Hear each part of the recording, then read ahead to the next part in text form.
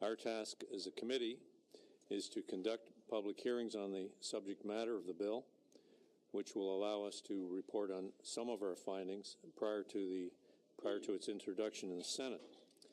And to begin our deliberations, I'm pleased to welcome to the committee the Honorable Pierre Poilievre, Minister of State for Democratic Reform, and the minister is accompanied by officials from the Privy Council, Isabelle Mondoux, Assistant Secretary to the Cabinet, Legal Operations, and Marc Chenier, Senior Privy Council Officer, Council Democratic Reform. Minister, welcome, and we'll begin with your opening statement. Merci beaucoup, Monsieur le Président. J'aimerais tout d'abord. Thank you, Mr. Chairman. First of all, I'd like to thank the committee for the invitation to appear today before a very distinguished group with a great deal of knowledge. I expect to learn a great deal. I have with me Isabelle Mondoux and Marc Chenier from the Privy Council, who are experts in technical matters, and I am sure that they will be giving you some explanations today to fill up certain gaps in my own knowledge. Marks. The Fair Elections Act is reasonable and it is common sense. It will ensure everyday citizens are in charge of democracy by putting special interests on the sidelines and rule breakers out of business. The bill makes it harder to break the law, and it makes it easier to vote lawfully. It closes loopholes to big money, imposes new penalties on political imposters who make rogue calls, and empowers law enforcement with sharper teeth, a longer reach, and a freer hand. It protects voters from rogue calls and impersonations with a mandatory public registry for mass calling, prison time for impersonating elections officials, and increased penalties for deceiving people out of their votes. As I said, it gives sharper teeth to the Commissioner, which means tougher penalties for existing offenses in the Act. Longer reach means empowering the Commissioner with more than a dozen new offenses to combat big money, rogue calls, and fraudulent voting. Finally, a freer hand means the Commissioner will have full independence, with control of his or her staff and investigations and a fixed term of 7 years so that he or she cannot be fired without cause.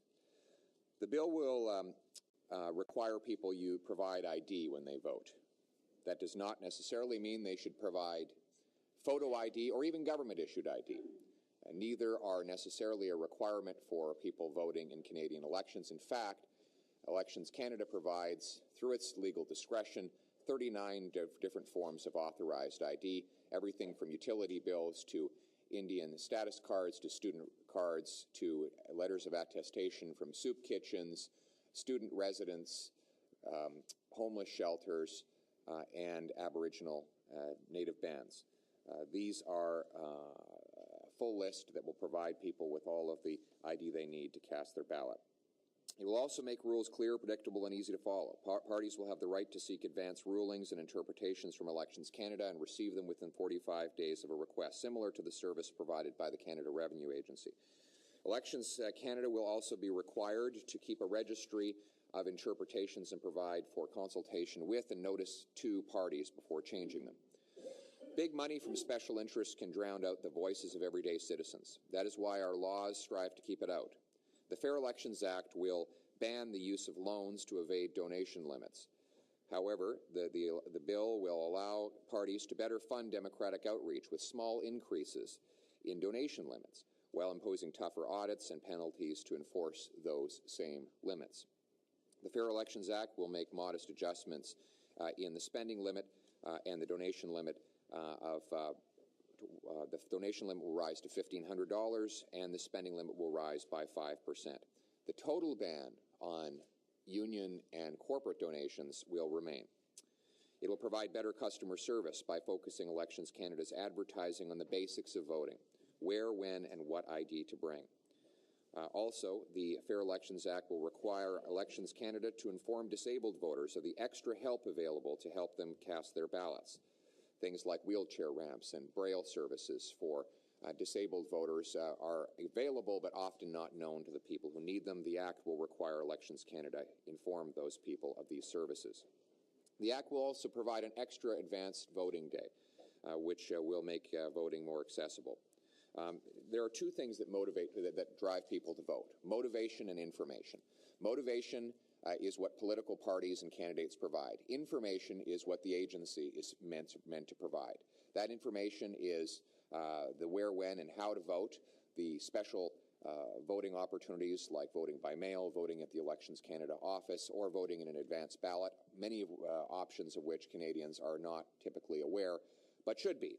And it is on this latter priority of providing information that Elections Canada's advertising budget will henceforth focus with the adoption of the Fair Elections Act. Now, the reality is that there's been a lot of debate on this bill. The CEO of Elections Canada has indicated his opposition to it, and let me just say that I am at peace with that. The reality is, regardless of amendments and improvements that the bill would potentially have included, the CEO will not ultimately support it. His recommendations really boil down to three broad requirements for him. He wants more power, a bigger budget, and less accountability. The amendments that will be under consideration in the final bill that will be adopted does not move in that direction. It's not that I'm unaware of his recommendations. I am very much aware of them. It's just that I disagree. And we live in a democracy whereby parliamentarians decide on legislation and officers of Parliament advise. The CEO of Elections Canada serves Parliament, not the other way around. That is democracy. When a head of a government body asks for more power, the burden of proof falls to him to demonstrate the need. Let us consider some of examples of the new powers the CEO seeks for himself. First, he believes, and I quote from his recommendation, that upon the request from the CEO, political parties be required to produce all documents necessary to ensure compliance with the Canada Elections Act. Let's examine this. It is difficult to imagine what power the CEO seeks here that he does not already have. Does he need the power to fulfill his role of providing parties with a post-election reimbursement? Well, the truth is, colleagues, he already has that power. Under Sections 430 to 435, the existing Canada Elections Act provides that parties must present a detailed, quote, election expense reporting. Section 430(1) reads as follows: as soon as practicable, after a general election, the auditor of a registered party shall report to its chief agent on its return on the general election expenses, and shall make any examination in accordance with generally accepted auditing standards that will enable the auditor to give an opinion in the report as to whether the return presents fairly the information contained in the financial records on which the return is based. In other words, the auditor is required by these sections to report if the party's return is incomplete, does not fairly represent the financial records, or is missing proper financial documentation. Under Section 435A of the existing Canada Elections Act, the CEO is only required to reimburse parties if he is satisfied that the party has met all of the reporting requirements. In other words, if he wants more information, he can simply ask for it. If he does not get that information, he can refuse to authorize the party's reimbursement. The CEO can simply refuse that money rather than having to possess a new power to requisition documents. Which raises the question, the fair one: what if Elections Canada has already paid the party its reimbursement when he identifies a problem with the party's election filing? The answer is that filing false information with Elections Canada in one's return is an offence under Sections 427 and 431 of the existing Act. And the CEO can inform the Commissioner, who's the investigator, of such an allegation. He can investigate it, and the Commissioner, through a judge, can demand access to any documents and information he needs. This power properly rests with the Commissioner, who already has it, and not with the CEO. Mr. Chair, the next demand from the CEO is that that his agency have the power to compel documents which could potentially cause, I believe, serious breaches to the privacy of Canadians. For example, voters often tell political parties who they're going to vote for. They're confiding their secret ballot intentions in that political party. They are not authorizing that their secret ballot vote be transmitted onto a government agency. Therefore, it would be a breach of the voter's privacy if a government agency was able to have unrestricted access to the party database that contains information that the voter has only decided to confide in that party and not in a government agency. If Mrs. Jones, for example, tells Party X who she's voting for, she wants Party X to have that information.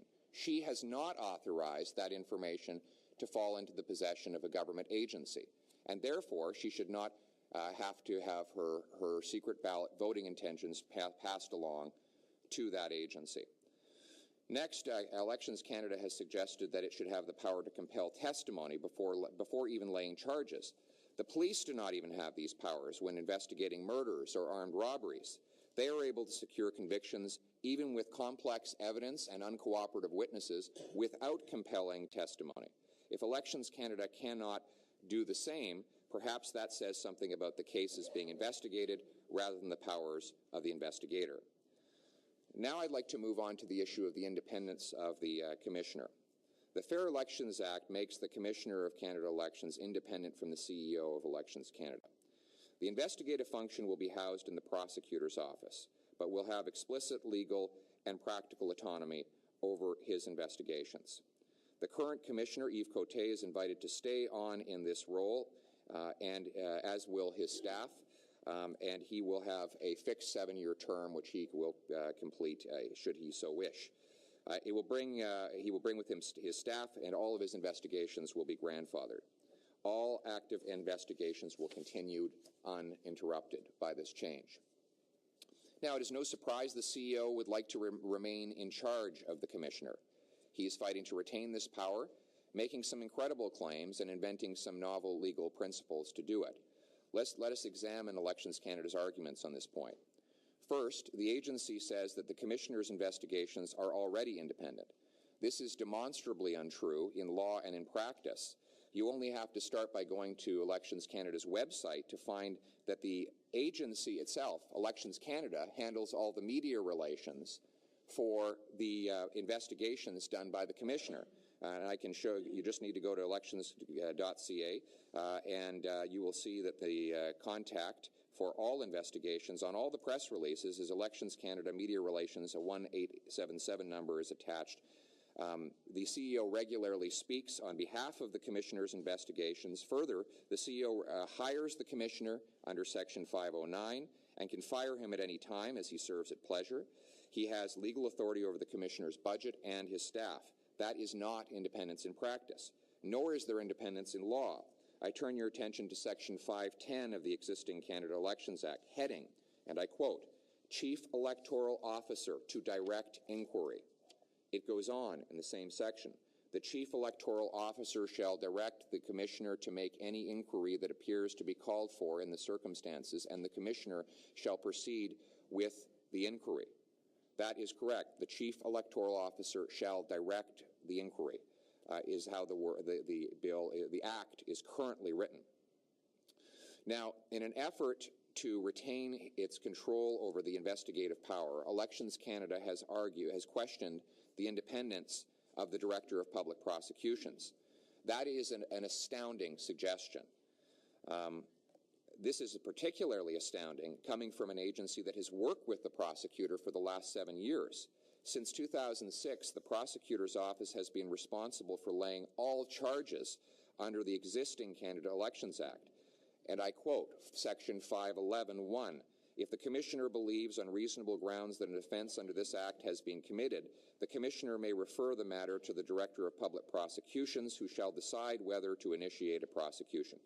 During the last 7 years, while this section has been in place, I have never heard the CEO question the independence with which the DPP has prosecuted Elections Act offences. In fact, not so long ago, Elections Canada was hailing the DPP as, quote, an independent end quote, officer. And I quote from Elections Canada's 2012-2013 annual report of the agency, quote, since the creation of the Public Prosecution Service of Canada in 2006, the Director of Public Prosecutions Act came into force. The DPP acts as an independent prosecution authority with a mandate to prosecute cases under federal law and to provide legal advice to investigative agencies. I repeat, Elections Canada said, quote, the DPP acts as an independent prosecution authority, end quote. The agency has reversed itself on this point only now that its CEO is fighting to retain his personal control over the investigative function. He is doing this by having spokespeople cast doubt on the independence of that office. A further protection of the independence of both the DPP and the Commissioner comes from the existing Section 2 of the Director of Public Prosecutions Act, which explicitly excludes the Justice Minister from any prosecutions related to the Canada Elections Act. Let me be more specific. Under Section 2 of the existing Director of Public Prosecutions Act, there is an explicit carve-out that says the Justice Minister or Attorney General is not to be involved in any prosecutions related to the Canada Elections Act. That has been the case for the last 7 years, and that does not change with the Fair Elections Act. Next, Elections Canada has argued that there is an ancient principle that separates investigator and prosecutor, that they cannot reside in the same office. It is an astounding claim. Only 7 years ago, the investigator and prosecutor were not only in the same office, they were the same person. Prior to 2006, with the Accountability Act, the Commissioner of Canada Elections was responsible for both investigations and prosecutions. Most ironic of all, this happened right inside Elections Canada's own office.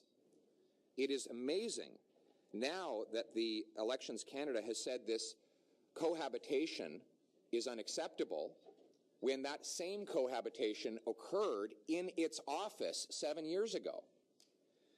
Nor is there any precedent to suggest that investigative powers must reside exclusively with officers of Parliament. Police forces, both national and provincial, are placed within government departments.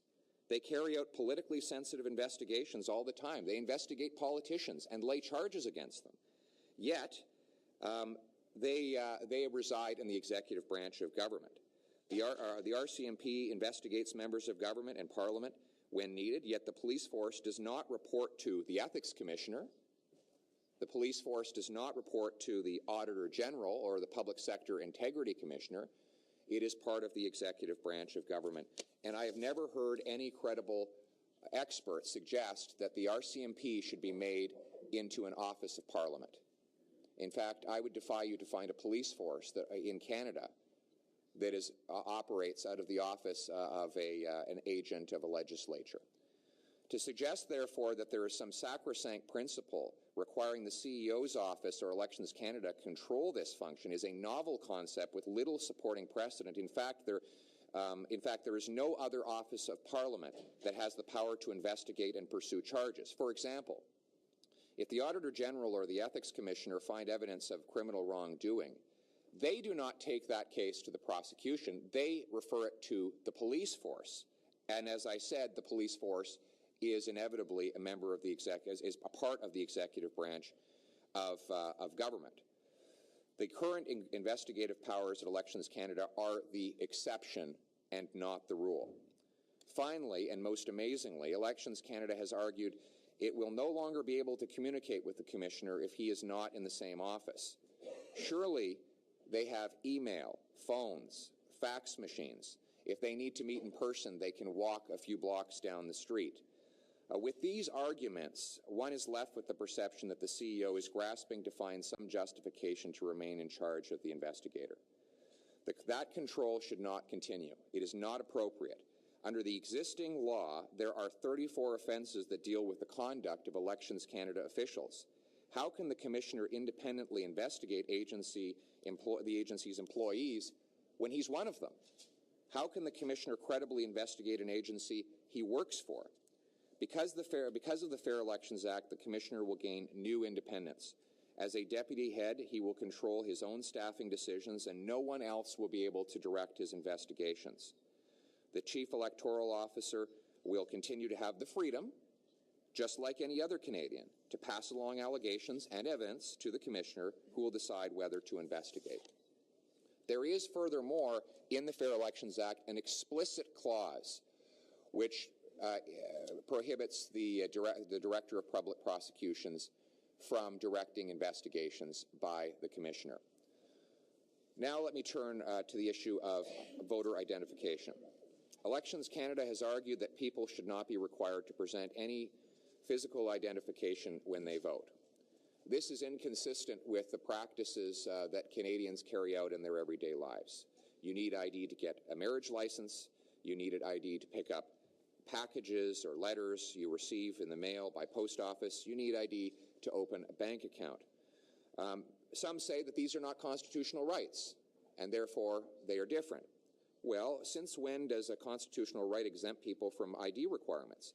Section 6 of the Charter provides mobility rights of citizens. Quote, every citizen of Canada has the right to enter, remain in, and leave Canada. Yet, you need a passport to travel outside of Canada. To get a passport, you need ID. As for entering Canada, here's what Canada Border Services says on its website. Make sure you carry proper identification for yourself and any children traveling with you to assist in confirming your legal right or authorization to enter Canada.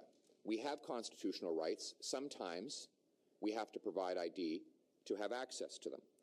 And that is consistent with the Supreme Court's own statement on the question in Opitz versus Yezneski, 2012. Quote, however, unlike the rejection of a valid vote, turning away a voter on Election Day is not fatal to the person's right to vote. If at first that voter could not comply with the procedural requirement, with some additional effort, he or she can return to the polling station and obtain a ballot, end quote. Elsewhere in the same ruling,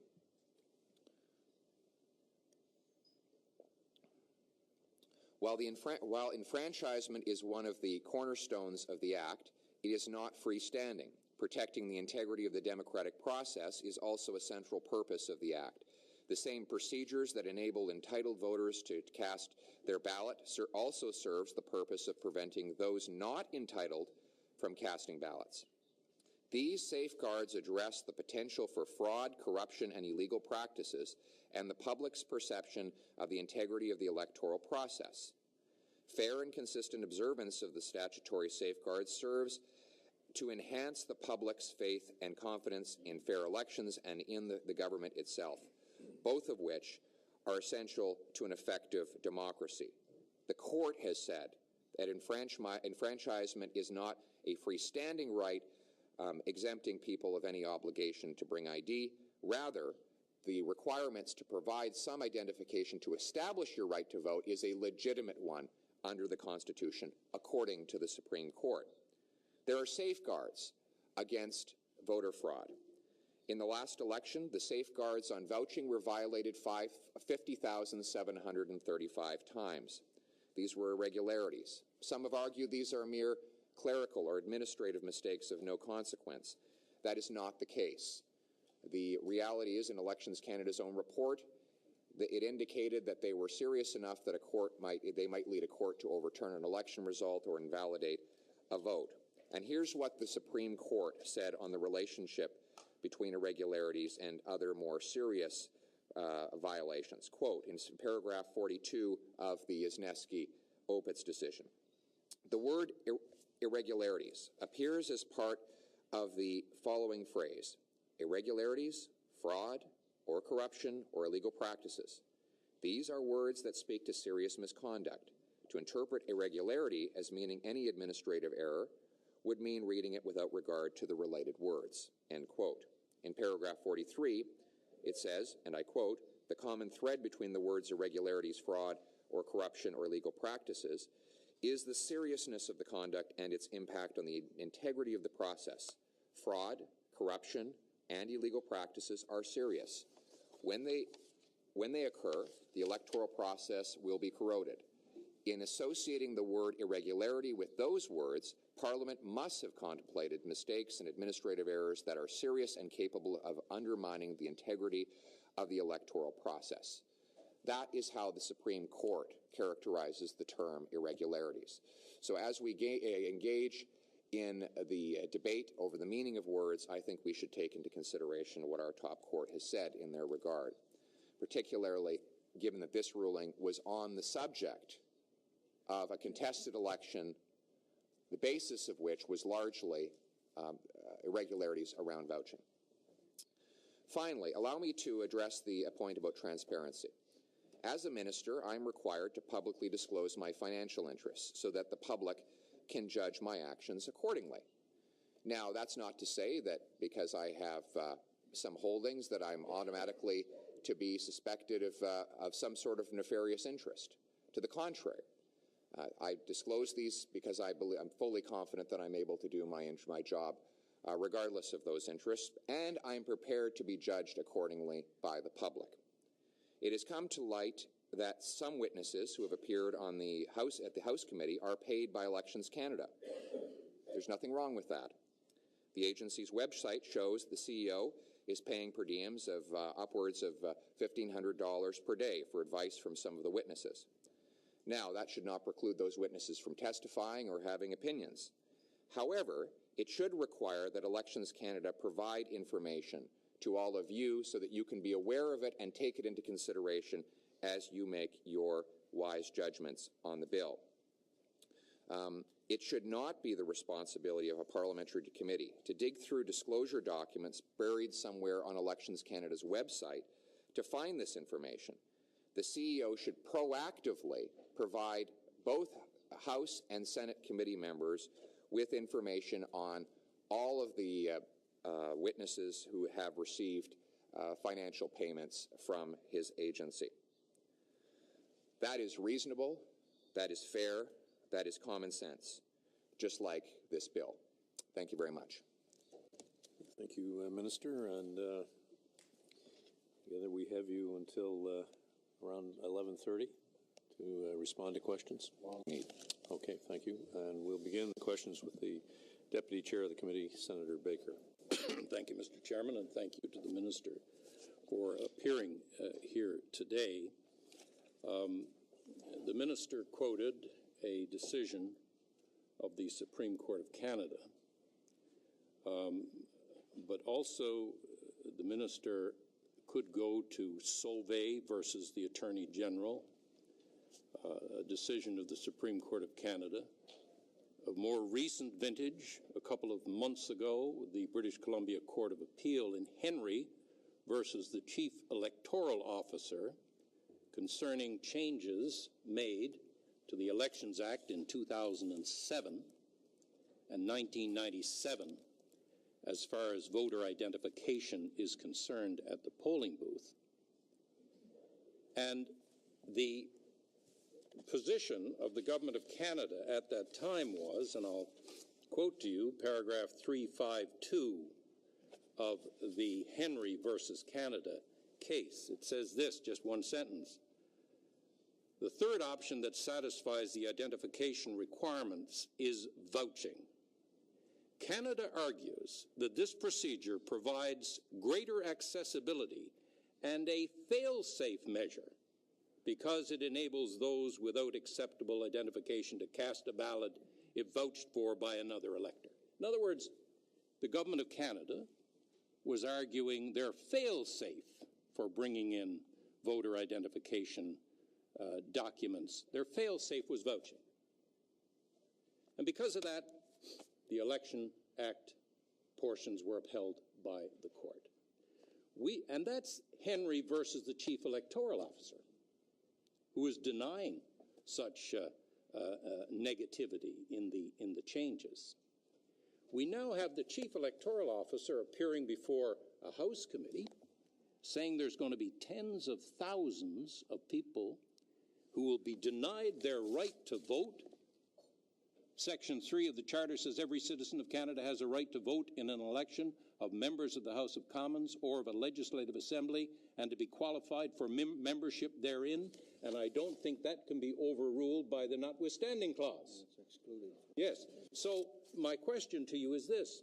With such overwhelming evidence on a balance of probabilities, that's how a charter violation is established, not beyond a reasonable doubt.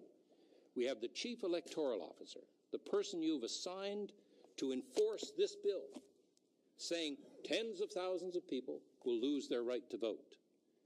The Department of Justice normally approves a bill before it goes to the House as to its constitutionality. Why did the Department of Justice approve its constitutionality in this case, and how do you respond to tens of thousands of people who will not be able to vote? Well, I don't accept that. I have with me the list of the 39 options that people can use to identify themselves. It's worth noting that unlike in many U.S. states, in Canada, you are not required to use photo ID or government-issued ID to identify yourself. There is a diverse list of 39 different forms of ID, of which 13 contain an address. One need only provide 2 of these 39, one having an address, or a government-issued photo identification in order to identify oneself. Now, I think it's important to examine what is on this list because, our attention turns to people who we might think have difficulty possessing traditional photo identification. So, a certificate of Indian status, often known as a status card, is allowed. A medical card clinic, a hospital bracelet, a library card, a Veterans Affairs Canada health card, a Canadian National Institute for the Blind card, which, by the way, in many cases contains an address, and I think it should be recognized by Elections Canada in those instances as proof of address. There's also correspondence or a letter of attestation from an Indian band or a student residence or a soup kitchen or a homeless shelter. These provide a cornucopia of different opportunities for Canadians to demonstrate who they are and where they live when they cast their ballot. The chief electoral officer, however, gave different examples in proving his point. 2 senior citizens living together. Only one of them receives the mail. He highlighted other instances of persons who were in long-term care facilities, in which the administrator today refuses to issue his attestation letters. Refuses. No law can force him to do it. The Elections Act doesn't force him to do it. Just refuses to do it. Students who don't have that present permanent address or can't show it. Any number of instances that he outlined to your House of Commons committee provides ample evidence that on a balance of probabilities, he's right that tens of thousands of people will not be able to vote. I think we're better served to speak in specifics rather than broad strokes. So let's deal with the cases that you've presented. First of all, let's deal with seniors. They would be eligible for old age security if they're over 65. Yes. And an old age security statement, which comes in the mail regularly, would contain that information. So would the check, which is also on the list of 39. As for students, they are allowed to use their student ID card. They are also allowed to use a letter from the residence they live in, should they reside on campus. So you've given 2 examples. I've given you 2 responses of how they would be served. That wouldn't cover all from. Minister, thank you very much. As you correctly pointed out, there has been a lot of debate on this issue, many people objecting. I would like to read to you something that was written in an editorial in the Globe and Mail, if you could respond. The Harper government's continued focus on the threat of voter fraud in federal elections is approaching absurdity. Everyone with any expertise who has examined the question in detail has arrived at the same conclusion. There is no threat. I wonder if you can respond to this idea that we have no voter fraud in Canada, that it's absurd for the Fair Elections Act to try and tackle the issue. Well, there are a couple of things I'll say. First of all, when you don't check, you don't know. In the last election, there were 50,735 irregularities linked to vouching. Now, no one is suggesting that each and every one of those cases involve fraud. However, the rules exist as, quote, safeguards. According to Elections Canada, those are the safeguards against fraud. And when those safeguards are violated 50,735 times, there's the opportunity for fraud. In 45,000 cases in the last election, Elections Canada did not keep records of who the voter and the voucher were. How is it possible to confirm if someone voted more than once or was vouched for more than once if there's no record of who these people are? Now, 45,000 is not a small number. It is out of a total of 120,000. So we're talking about roughly a third of all instances where vouching was used in the last election. I think Elections Canada's testimony on this point has further strengthened my resolve to require some form of ID, because the CEO has simply dismissed these massive numbers of irregularities as irrelevant and unimportant, which suggests he has no plan to deal with them. And therefore, I think that I'm more convinced than I was before. And I should say that the response on the ground from everyday Canadians has been very strong. They believe that ID should be required. And if I could just address something else. The Globe and Mail said something very interesting in an editorial just the other day. I think it was Mr. Yakubuski, Conrad Yakubuski. He was talking about U.S. voting requirements, and he made the comparison between those there and here. Beyond the fact that the comparison is absurd, because in American states they're requiring photo ID and we're not, he actually pointed to one state which is removing an advance voting day as an example of what he considered to be U.S. voter suppression. The Fair Elections Act adds a voting day. So not only are we not pursuing the policies that he criticized in the United States, we are doing precisely the opposite. And we are making it easier for people to vote in this country by giving them an extra day and requiring Elections Canada advertise what those advance voting days are. For those people who are willing to acknowledge that having a third of vouched ballots that potentially contain fraud is a serious problem, some would then say, okay, so why didn't you try and fix vouching? We think it's reasonable to expect that people present some ID when they cast their ballot. We require people present some ID when they exercise their constitutionally entrenched right to cross the border. We require people present ID for all sorts of basic entitlements that exist in society and are furnished by government. And we think that it's a reasonable responsibility for people to select from the 39 different options available under the existing system to cast their ballot. Jeffer. Thank you very much, Chair, and thank you, Minister, for appearing in front of us and giving us a detailed explanation. My colleague, Senator Baker, asked you a question, and I may have missed the answer. Did you say that your department had looked at the constitutionality of this act and it was charter compliant? We have considered the legality of it, and I am convinced that the proposal is constitutionally compliant. I also want to talk about the identity issue. I'm very concerned about this issue. You have said about photo ID and not needing photo ID, and I'm happy you've said that. But did you say that one piece of ID would have to have an address?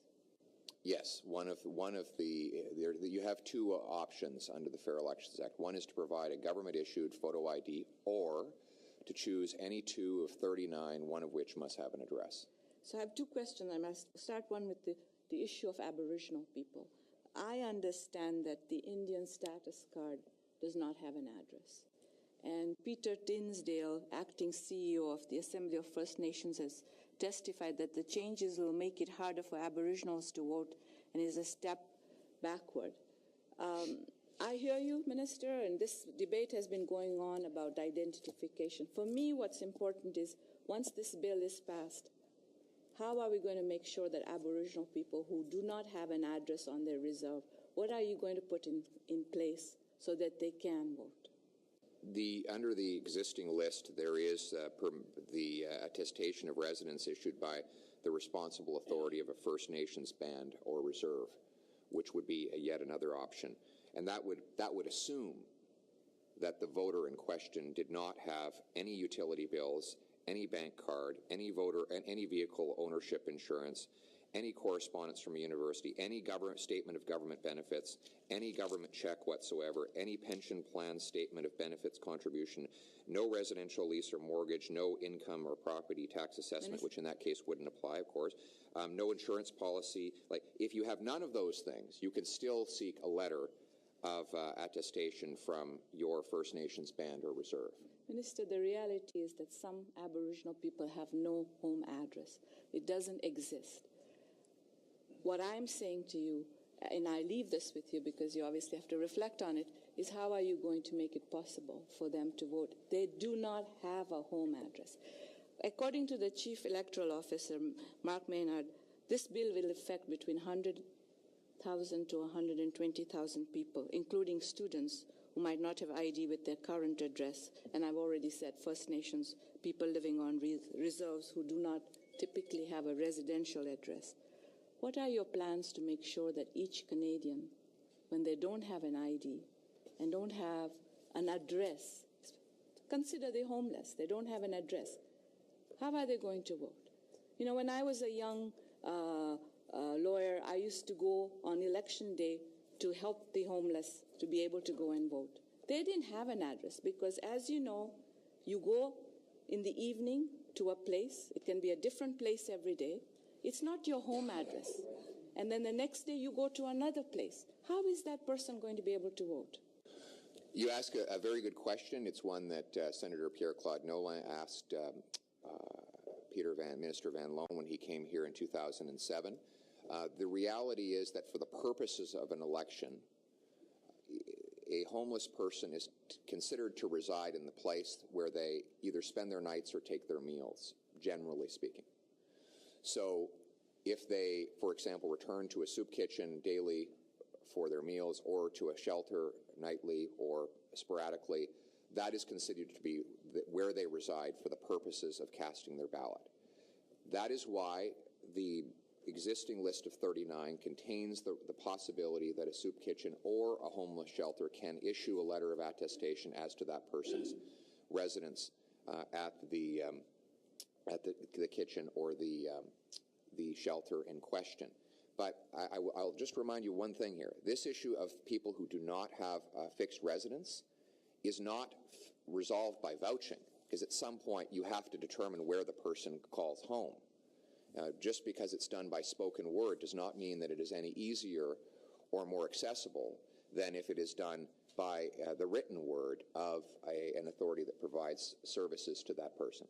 Minister, every few months I walk on the streets of Vancouver in the middle of the night, and I see the same people sleeping in the same corner month after month. That's their home. They don't have an address, but somebody that works with them or sleeps next to them says that that's their address. That's where they live, in that particular area. That person now, under this new law, will have no address and will not be able to vote. Is that the kind of democratic reform we want? That's not true. The existence or non-existence of that person's address has nothing to do with the provision of vouching. At the end of the day, the Act already requires that you establish some sort of residence in order to cast your ballot. That is not changing in the Fair Elections Act. What is changing is the way you establish it. The Fair Elections Act requires that some ID be presented, and it provides 39 different ways that that can occur, including very thoughtful examples that help people who do not have a fixed address. Minister, thank you very much for being here today and for, I think, your first appearance before the Legal Affairs Committee. The first question I want to ask you about, I come from Saskatchewan, and many Aboriginal people, of course, reside in Saskatchewan, and if you could, I would like you to explain the attestation of residence issued by a responsible authority of a First Nations band or reserve, being one of the ways that Aboriginal people would be able to show address. Yes, so For those Aboriginals who might not have photo identification or government-issued ID, who do not receive any correspondence from the government in the way of assistance programs, they have the other alternative, which is an attestation from a responsible authority on a First Nations band or reserve. The interesting thing about this is that responsible authority can provide multiple letters, whereas that authority, if that authority existed in the hands of one person, could only vouch for one. So if, for example, there were multiple people on a reserve who did not have government ID, they would find this provision far more useful as a form of identifying their residence than they would vouching. I think that it provides a very reasonable method by which people can establish where they live and by which the authority on the reserve can do so. Now, these do not have to be complicated missives. They don't have to be, it doesn't have to be a novel. It's simply provide a written statement of the person, who the person is and where they live, will suffice. Thank you. Yeah, in my view, you should have to have at least as much ID to vote as you do to take out a library book or rent a movie, should movie rental stores still exist. But as well, there are very few provinces in Canada that allow vouching for provincial elections, and I'm wondering if you could comment on that. Well, I mean, look, every province has its own form of requirement to determine someone's residence and establish their identity. And you're quite right, there are many provinces that do not permit vouching. To my knowledge, none of those provinces have been found to have violated the Constitution by mere fact that they don't have vouching. And dealing with the Director of Public Prosecutions, in your opening statement, you referred to it as astounding that some have now questioned the independence of that particular officer, and I certainly agree with you on that. In my past experience as the Chief of Staff to Saskatchewan's Justice Minister, this was a very important position dealing with the Ministry of Justice, and although that position for Saskatchewan technically reports to the Minister of Justice, independence is a vital and well-respected tenet of that office from the Minister's office. It's one of the most important initial briefings that you receive in that Minister's office is the independence of the Director of Public Prosecutions. And I'm wondering if you could just expand on what you said about that particular independence of that position a little further. Well, to start with, anybody who takes the position that the Director of Public Prosecutions is not independent has a big problem with the existing Canada Elections Act. Because under the Act today, there is no offense that can be prosecuted without going through the Director of Public Prosecutions. He's already in charge of that. In the 7 years he has held that role, I have never heard a single suggestion that he has lacked independence in the way he's done this job. I'm not aware of any statement by Elections Canada suggesting that he has lacked independence or that there has been political interference in the work that he has done. In fact, I've never even seen an allegation, proven or otherwise, to that effect.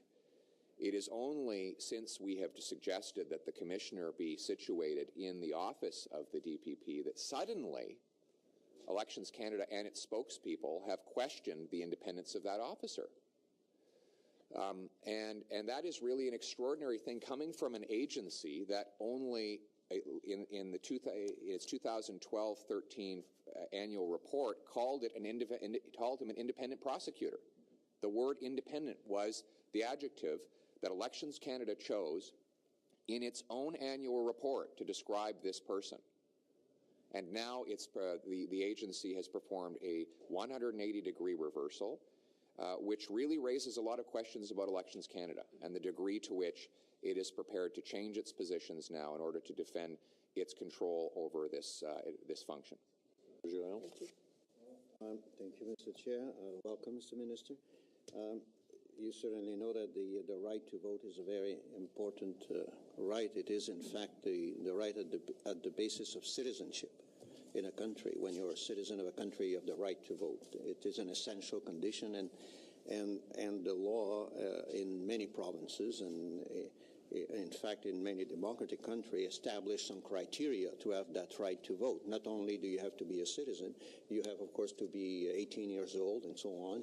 You have to be resident of a province for a certain period of time, the same for Canada and so on. So I think that the court accepts generally the principle that there are limits, reasonable limits to exercise the right to vote. That is to participate in the democratic process of choosing the government and expressing political views. And you certainly, you have probably read, I would not say certainly, maybe you have read the decision of Justice Mongeon in Quebec last Thursday in the context of the Quebec election, whereby a student inscribed at McGill's wanted to vote and create a lot of fuss during the campaign. And Justice Mongeon reestablished the principle, and I think it's very recent, 48 hours ago. I think the objective of establishing the identity is not dispute. As you state, to establish the identity through a series of various documentation, you list 39, is well accepted all over the world, in democratic country, I would say. The problem is that you are removing one way to identify, to prove the identity, which is the vouching. That's the problem. The dispute is not about establishing the identity.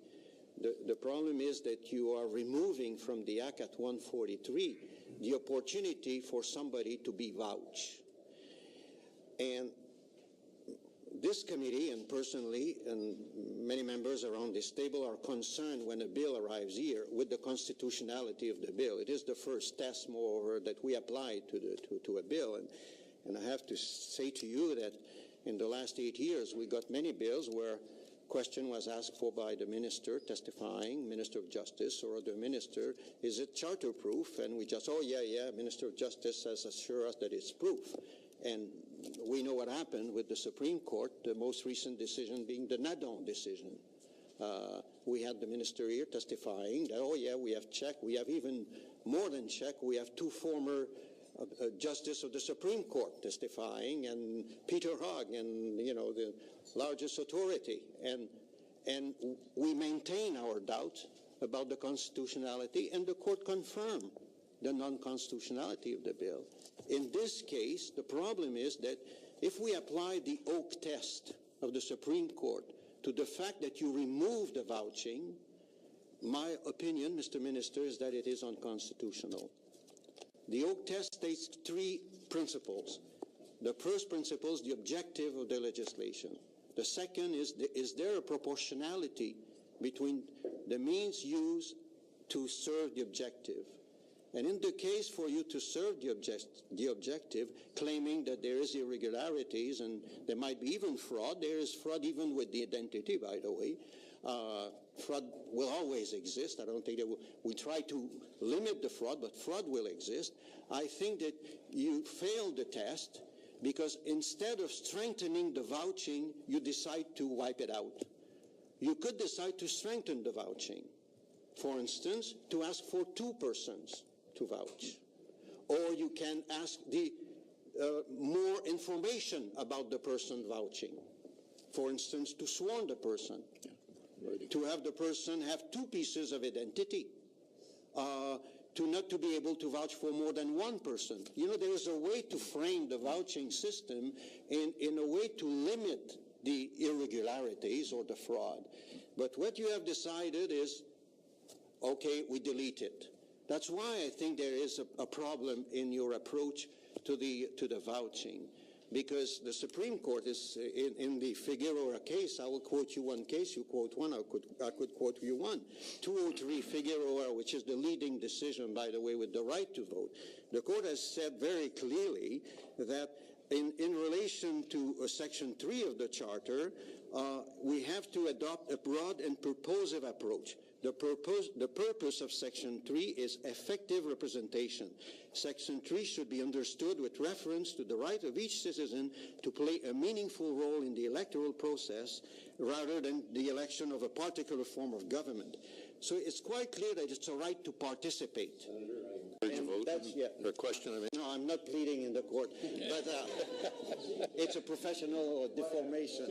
But that's the problem I have with your reasoning, and I'm sure that you all know this, and I admire your firm decision. But we all know that this section will go to the court. I mean, I've read too many lawyers and too many constitutional experts, even what the former Auditor General of Canada said in relation to that this provision of the bill, I would not say your bill, of the bill, will be challenged in court, and I am not at all certain that it will succeed in the court because it's not proportionate with the objective that you aim to serve by removing it. That's my reasoning in relation to that. What do you agree or not? I don't agree. That's the question. I don't agree. Move on. So see you in court then. Okay. But, I mean, listen, you mentioned safeguards, Senator. The problem with the last election is that not only were these safeguards violated 50,735 times, since then, the Elections Canada has come out and said they're really not important. And so you can add as many safeguards as you want, but if they're not honored or administered, then they don't have any value whatsoever.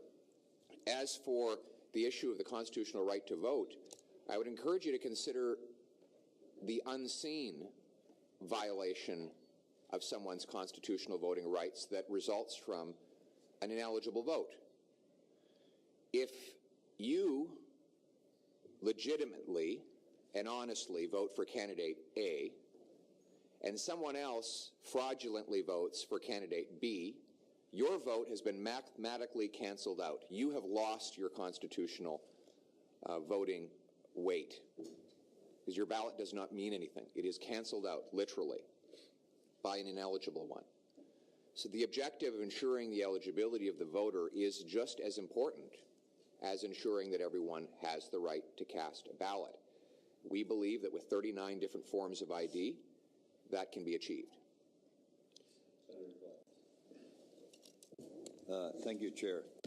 I find it strange that I've only been on this committee for a few months, but every piece of legislation that we have had brought in by our government, the first argument by opposition and media is that it's not constitutional. And so let's battle it on that ground first and foremost. And I would say in most cases, if not all of them, the government has won the day there as well. Another comment I do want to make before I ask my question is that I think making it more difficult is not taking away the democratic right of somebody. We are tightening up some rules. I have been involved in election campaigning for somewhere between 40 and 45 years, and I have seen progressively the voter fraud, I believe, and certainly in the last Manitoba election, we had a number of cases that we proved that there was voter fraud, is getting more and more rampant. So I applaud you, Minister, first of all, for bringing in what I think is a very, very good bill that will certainly not disenfranchise people, but indeed help those people that are out there legitimately and honestly voting for candidate A or candidate B. My question, Minister, is very simple. Do you have to show that you're a Canadian citizen in order to vote? It is a requirement to be a Canadian citizen to cast a ballot. We do not have a national citizenship ID card that can prove that. Therefore, the method of demonstrating it is, one, if you can be on the voters list, and two, if you're not, you can take an oath that includes citizenship as part of it. And there is a fine of $50,000, a proposed fine in the Fair Elections Act of, I think, $50,000 for anyone who lies under oath as to their citizenship. And, this is not a perfect safeguard, but it is the best one we can find, given the system of citizen identification that exists, or better, put it better, doesn't exist in this country. Thank you. Thank you, Chair. Okay. Can I have comment on one other aspect of the Senator's comments? Yes. We're here. We are a part of the legislative branch of government here. We are not the judicial branch of government. We draft legislation that we think is good public policy. It is not the role of the legislature to rule for the judiciary. And I appreciate their opinions as to constitutionality. I firmly believe this bill is constitutional, and I am prepared to defend that anywhere. But that decision, with the senator across, Mr. Royal says that he would, would like to potentially challenge that. That is his right, but the judiciary makes those decisions, not the legislatures. All right. Thank you, Senator McIntyre. Thank you, Chair. Thank you, Minister, for your presentation. I just want to make sure that I understand the reasoning behind this legislation. C-23 proposes amendments to the Canada Elections Act and various statutes. As I understand, the amendments are in response to concerns raised by the Chief Electoral Officer and supported by the House of Commons Committee. The amendments are also in response to reports prepared by Elections Canada. On top of that, some of the amendments in the bill also form part of Bill C-21 and C-40, and as you know, both died on the order paper. Finally, the number of amendments are mainly government initiatives. Am I correct in this analysis? Is this the reasoning behind C-23?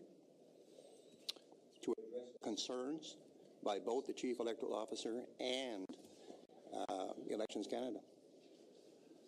I think that the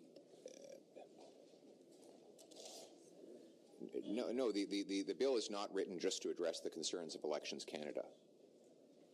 It deals... but it also ties in two other bills which had died on the order paper, C-21 and C-40, as I understand. Well, for example, the Political Loans Accountability Act responded to a loophole that emerged in the aftermath of the donation limits that both Liberal and Conservative governments instituted. We discovered that the a series of leadership candidates were using loans, unpaid loans, as a means to get around donation limits. And Elections Canada did not hold any investigation as to whether or not that was a deliberate attempt to avoid the donation limits, which would be an offense under the Act. So we're, for example, closing that massive loophole. That is just one of many examples of the catalyst for the Fair Elections Act. Okay.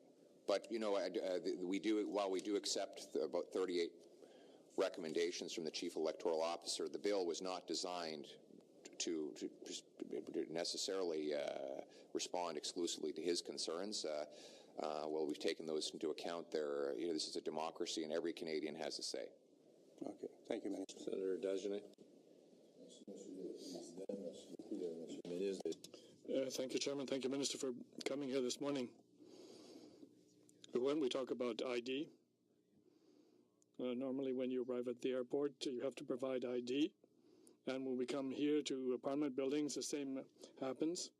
So I'm surprised that when we're talking about choosing a government, that would be no need for presenting ID. I think, on the contrary, there must be. I was a candidate in the election of 2011, and personally I'm convinced that the Bill C-23 is a good piece of legislation, that it is a distinct improvement in the electoral process. In your opinion, Mr. Minister, you think that Canadians will be more likely to go and vote when they know that their vote will be protected from any election fraud, and that there will be a more consistent approach in general? Yes, I think so.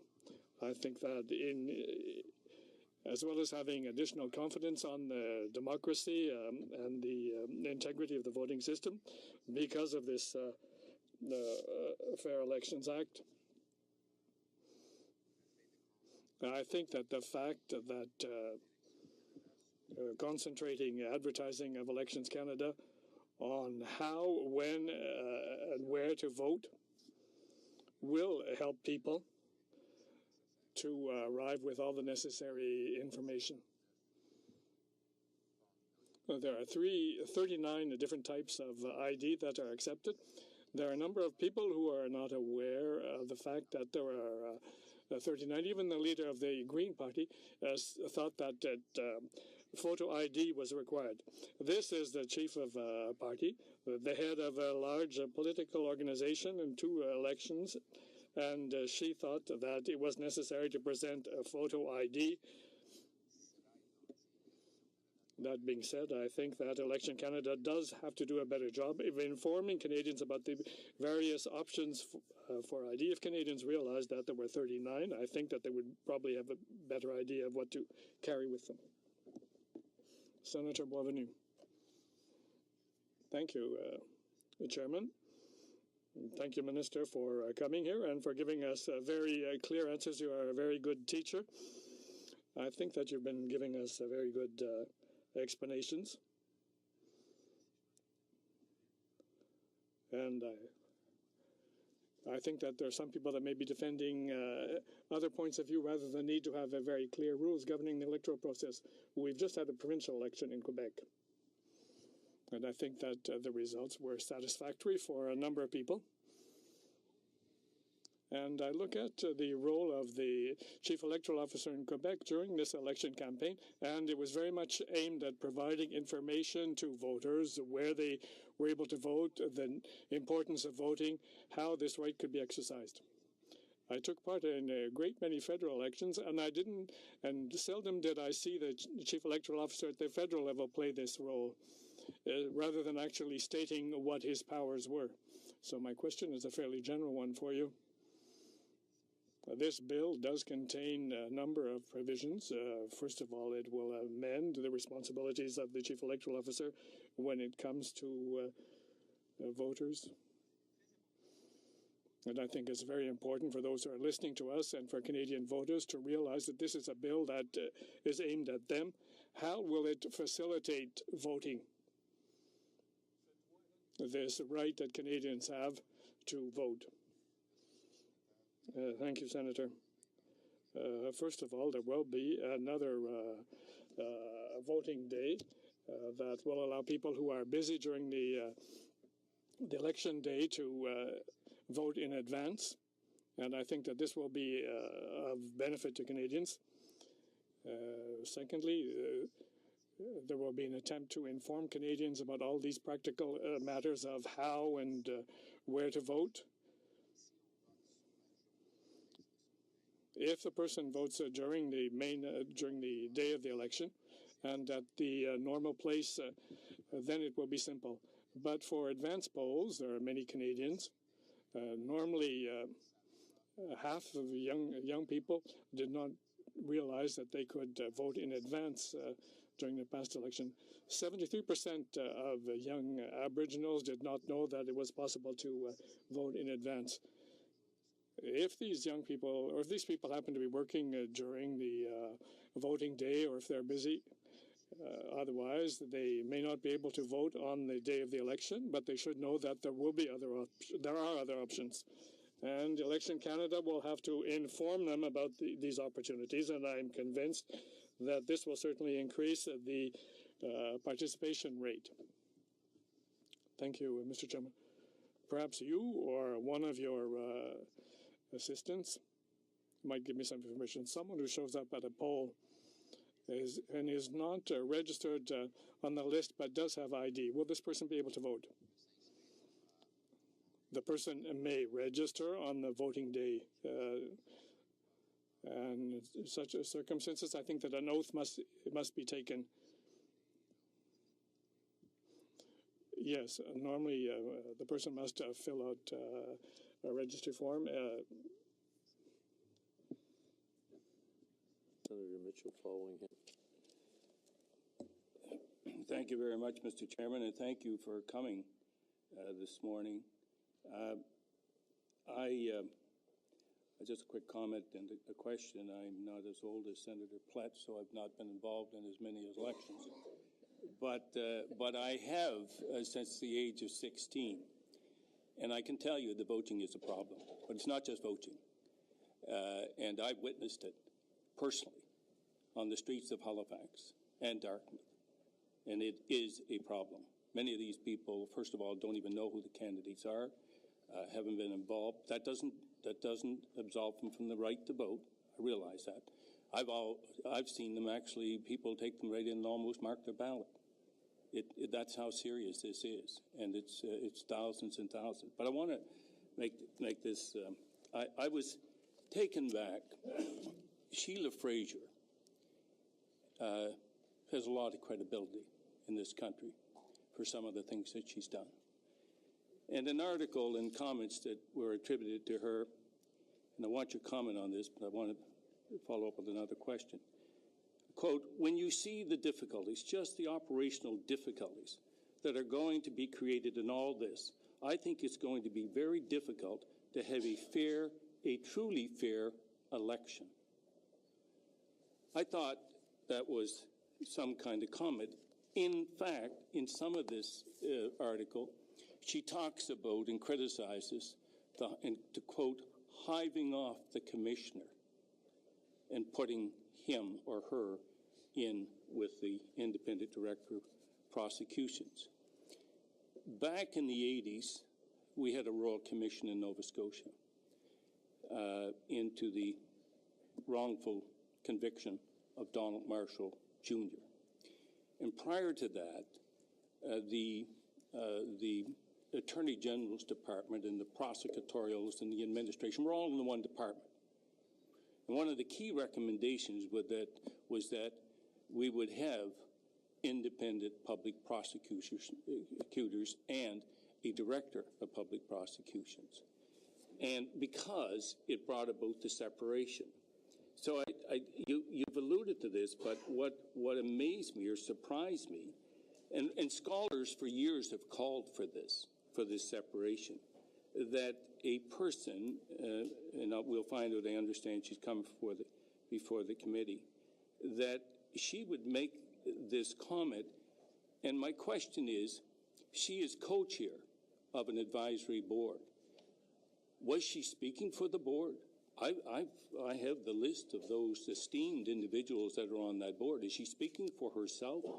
Do you know that? Have you inquired at all? Not that it was your job to inquire, but I mean, is she speaking for Michael Wilson, for Preston Manning, and all these individuals? Or is she on her own? Because I think it is a statement that is somewhat, if I may say so, reckless in light of what we have as precedents now across this country as to how administration is separated from the prosecutorial side. As I've read the transcripts of a recent debate, Senator, I think one of your senators is on, Hugh Segal is on this body, and he indicated that the comments were not a reflection of his point of view. I'm not really familiar with this body. I'm not sure what it does, what role it has, so I can't really comment further on it. But I do find Elections Canada's comments on the independence of the Director of Public Prosecutions very troubling and plainly contradictory. I just quoted the 2012-2013 Elections Canada report where they referred to the prosecutor as independent. For the agency now to suddenly claim that there would be a lack of independence is a tremendous and spectacular contradiction of its past written statements. As for the issue of logistical problems, I think you quoted someone saying there would be a logistical. I can't imagine what those problems are. As I understand, Elections Canada has email, it has phones, it has people who can walk down the street to another office. We all work together, yet we don't all reside in the same office. I don't know what logistical problems could possibly occur. I should also note that in the Fair Elections Act, the proposed Section 510(3) says, and I quote, "The Commissioner is to conduct the investigation independently of the Director of Public Prosecutions." Not only is the DPP independent from the political government, but the Commissioner is independent from the DPP. That is 2 layers of independence rather than just one. Thanks, Chair. Thanks, Minister. It's clear that you're an experienced debater. I see a logical and an uncomfortable problem for you in the manner in which you're assessing the potential for voucher fraud. If you look at the logistics and the logic of voucher fraud, you have to have a voucher person who is a liar, and you have to have a vouchee, the person who's being vouched for, who is a liar. In order for vouching fraud to be of some magnitude, you have to have a lot of Canadian liars. So is it not the case that, on the other hand, is it not the case that really your default justification for assessing vouching fraud to be significant enough to risk disenfranchising literally thousands of Canadians, your default justification has to be a very, very cynical conclusion about the integrity of hundreds, if not thousands, of Canadians? They got to lie to do this. I just don't believe that Canadians are inclined to do that in the magnitude that your risk of disenfranchise suggests. Do you believe people should have to continue to present ID when they cross the border? It's quite a different situation. Do you? I believe that they need to, that vouching is a perfectly legitimate way to establish that somebody. I believe that vouching is a perfectly legitimate way to establish that somebody is a legitimate voter. Well, do you believe that signing that not having to establish that you're a Canadian citizen is sufficient to justify that you're able to vote? Because that's what you're saying. Are you extending? Are you saying that they should have a passport that should allow them to vote? Are you extending to prove that they're Canadians? Are you extending the vouching provision to border crossings? No. Are you extending the passport provision to voting? Well, you just. I mean, it cuts both ways. If I could answer, he's answered my question now. He says no, he doesn't believe the vouching provision should apply at the border. What I'm saying is, if I could finish, Mr. Chair. Many people who cross borders aren't Canadians. What I'm saying is everybody who votes is, in your suggestion, that they're liars enough to be jeopardizing the vouching system. But I have another question. Let's let the minister respond. Instead of this back and forth, each of you have an opportunity for a question and an opportunity for a response. Minister? Well, the senator has said that he doesn't believe people should vouch to cross the border, that they should be able to provide identification, so he must therefore be accusing all Canadians of being liars by his own previous logic. You haven't said that, but I'm just saying that in order for him to suggest that you need vouchers and vouchees, you have to have a lot of liars, and I have more faith in Canadians when they approach the voting booth than that. My second question is that that is related to this interesting ambivalence about the Conservatives towards voter fraud. On the one hand, they're concerned about it, judging by what the minister is saying and judging by his bill. On the other hand, every time voter fraud has arisen in some sort of judicial or investigatory process at a formal level, let's say Etobicoke Centre, let's say the robocalls investigation, the government, the Conservative Party, argues vehemently that it doesn't exist. So my question is, if you were really concerned about voter fraud, hacking into the Conservatives' database with millions and millions of names would seem to me to be a huge potential for voter fraud. And yet, the Conservative Party and the Conservative government have made no effort to get to the root of who exactly hacked into their SIMS database in order to perpetrate or potentially perpetrate what might. So why isn't there something in their process of attacking and undermining and getting after voter fraud that would look at how it is that their database was hacked, and could that happen again in another election and create tremendous potential for voter fraud? Well, Mr. Chair, the question is about, I think he's referring to automated calls.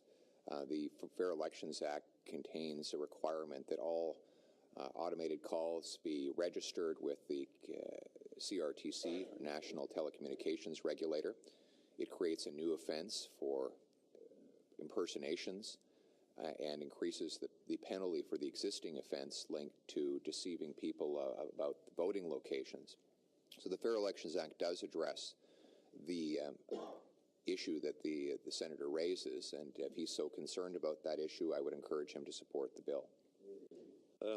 We've got a limited time remaining. I've got 4 senators at the moment on a second round, so I'd ask you to respect the opportunities that each senator on the list would like to have with respect to questions. And Minister, I would encourage you in terms of your responses so that we can get as many in as possible. And we'll begin with Senator Baker. Yes, thank you, Mr. Chairman. Just a note at the end, the minister referenced the provision in the bill regarding reporting to the CRTC. Unfortunately, the bill says that these records, absent the necessary information of who was called, will be kept for 1 year. But you will recall, Mr. Chairman, we passed the last change to the Canada Elections Act that gave a 10-year period for prosecution of summary conviction offenses under the Act. And this would now, getting back to the robocall thing, that's what my question is, or any other offense for which, or possible offense or suspected offense for which the commissioner will be investigating. And the minister is right, the commissioner is separate from the Office of the Public Prosecution Service of Canada. Now, the Chief Electoral Office has asked the government to put in a provision to assist in the investigation of the robocall matter and other matters that involve possible offenses under the Act. And the provision is to enable the commissioner to have the same authority that a commissioner has under the Public Inquiries Act. It's the same authority that most commissioners have, most chief electoral offices have in the provinces in Canada. The Auditor General is investigating the Senate, soon to investigate the House of Commons, I imagine. And that Auditor General has the power of a commissioner under the Public Inquiries Act. That is, to go to a judge in a particular case where he can't get cooperation and get a court order. That's what's done in most investigative situations of authorities involving auditing and everything else. He's not permitted to do that here. I agree with you, police officers don't have that authority. They don't, but that's a different context. If you get somebody in court, they've got to answer. This is not the United States. You can't plead the fifth. You've got to answer. But in this particular case, it would facilitate criminal investigations. And why not give them, in Canada, the commissioner, the same power that most of the provincial commissioners have to investigate, and the Auditor General of Canada has, and that is the power of a commissioner under the Public Inquiries Act. Well, this is a power that police officers do not even have. Even when they are conducting investigations with complex evidence and fact situations and uncooperative witnesses, they do not have the power that Elections Canada is seeking for itself. What Elections Canada does have, to clarify, the commissioner does have, is the ability to go to a judge and seek a court order to produce documents and physical evidence. That exists right now. That is quite distinct, and that's what police officers have. Yeah. That is quite distinct from the power to compel testimony, which is not presently available to either police officers who investigate the most serious crimes imaginable or to Elections Canada. No, I understand. Yes, okay, Mr. Chairman, I bow to your Senator from. I have to begin by commenting that I'm surprised that Canadian banks bother to lock their doors at night, given how I've learned from Senator Mitchell that we don't have any dishonest Canadians. So what a waste of effort on their part. Okay, sorry, I know we're, okay, that was, I just had a comment that. He wasn't asking you. Senator Mitchell, on a different please. topic. On a different topic. The Chief Electoral Officer has claimed, Sheila Fraser has backed him up, that this bill will muzzle him, Section 18, and he's gone so far as to say that he will, after this bill is passed, he won't even be able to give interviews on CBC radio. Can you comment on whether or not he is muzzled by this bill? No, he is not. The section in question is 18, And the bill focuses the CEO's advertising power on the basics of voting: where, when, what ID to bring, and what special tools are available to help people with disabilities cast their ballot. The bill, as it will be passed, will not confine speech. It will relate to his advertising and promotional powers under the Act. And not only is the CEO allowed to speak, he is required to speak under, I think, Sections 533, 535 of the Canada Elections Act. He's required to provide written reports and to testify before Parliament. Those obligations will remain with the passage of the Fair Elections Act. Senator Jaffer. Mr. I again want to ask you a question on vouching. During your second reading speech in the House, you said, and I quote, "The reality is that vouching is not safe, it's not secure. After the Fair Elections Act is passed, it will not be allowed." My question to you, Minister, is what research or study did you rely on to come to that conclusion? Well, there's obviously the case that we heard before the Supreme Court, Opitz versus Yasneski, where the court commented very extensively on these issues. There was also the enormous number of irregularities that occurred in the last election, 50,735, which is an extraordinarily high number. Were they all vouching? Yes. Well, actually, no. To be fair, there was 165,000 irregularities in the last election, a really astounding failure on Election Canada's part as the administrator. 50,735 of those were linked to vouching. And of those, 45,000 cases, we don't know the names and of the voucher and the voter. So those are a very large number of irregularities. The fact that the author of the report who found those irregularities is himself a supporter of vouching should raise even greater concerns among all of us, because it shows that this was not a report produced in order to achieve a policy outcome, but it was written to show the facts, and the facts are that there were serious problems with vouching in the last election. Senator Batters. Minister, we've heard you say that there were 165,000 serious errors and 50,000 irregularities in that 2011 election administered by Elections Canada. Because that's such a staggering amount, I'm just wondering if you can tell us what in particular those errors pertain to. Well, I can get the summary of the report. Someone might have it with me. But there were vast errors in the registration process.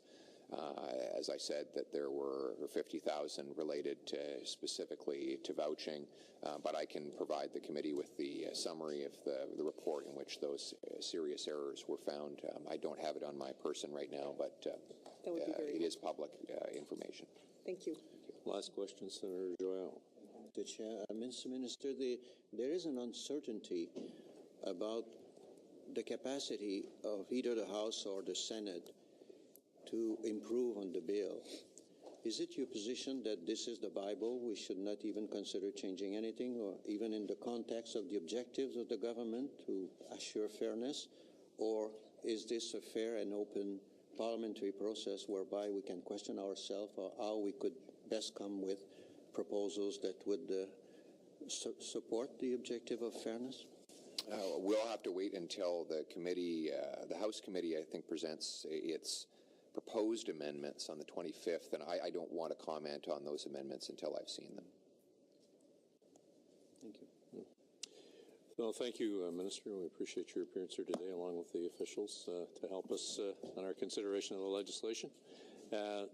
Members, we're back here at 1:30, and our first witness is the Chief Electoral Officer. Meeting adjourned.